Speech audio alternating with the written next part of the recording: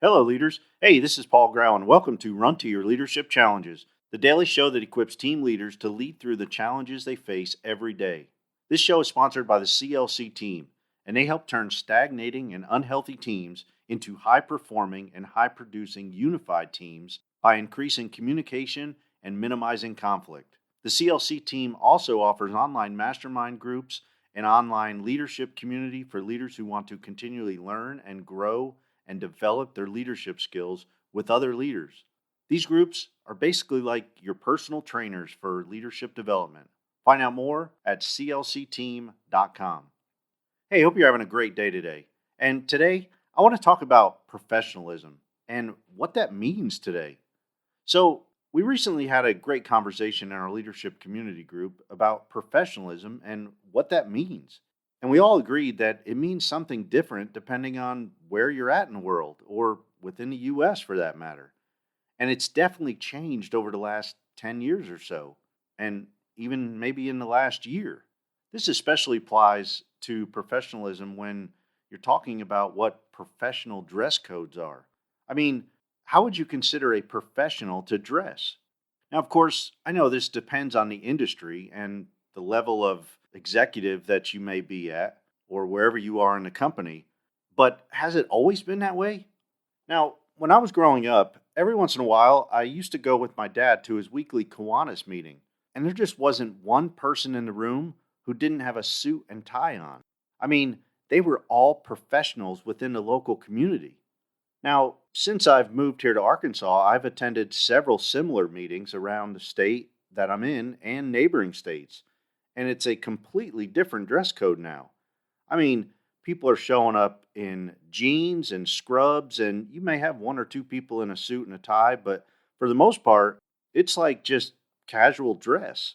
As a matter of fact, it's kind of rare to see a lot of professionals wearing a suit and tie nowadays, unless you're in the upper echelon of the company or a politician.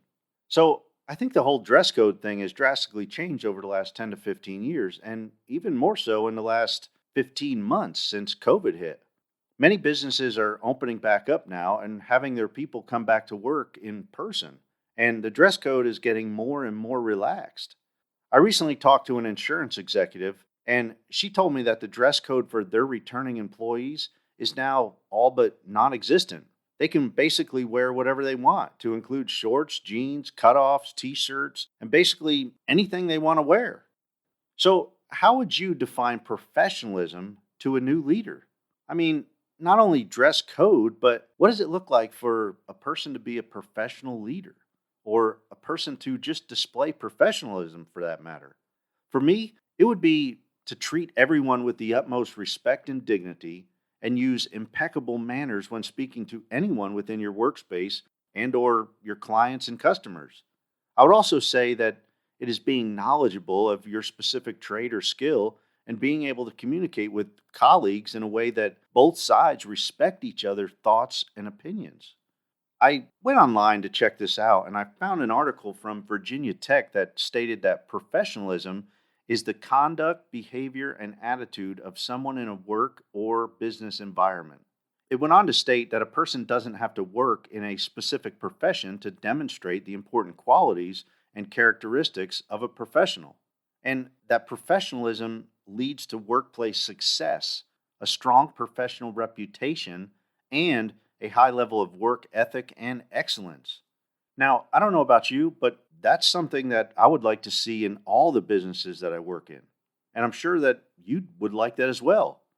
So today's challenge is to think about and talk it over with your team members exactly what professionalism looks like in your workplace, whether it's online or in person. Do you have anything in writing that states what professionalism is and what is expected from your team members? Or is it just assumed that everyone knows what professionalism is? It's hard to justify when you give people feedback of something that is supposedly assumed. It should be written down if you want to hold your people accountable. It just may be time to rewrite the professionalism policy and include exactly what the conduct, behaviors, and attitudes look like of a professional. Your new leaders deserve to hear this from you. And once again, They should see you displaying this on a routine basis. When your new leader thinks about professionalism, they should be able to look at you to see the perfect example. Hey, that's it for today. I hope you have a great rest of your day. And until tomorrow, run to your challenges.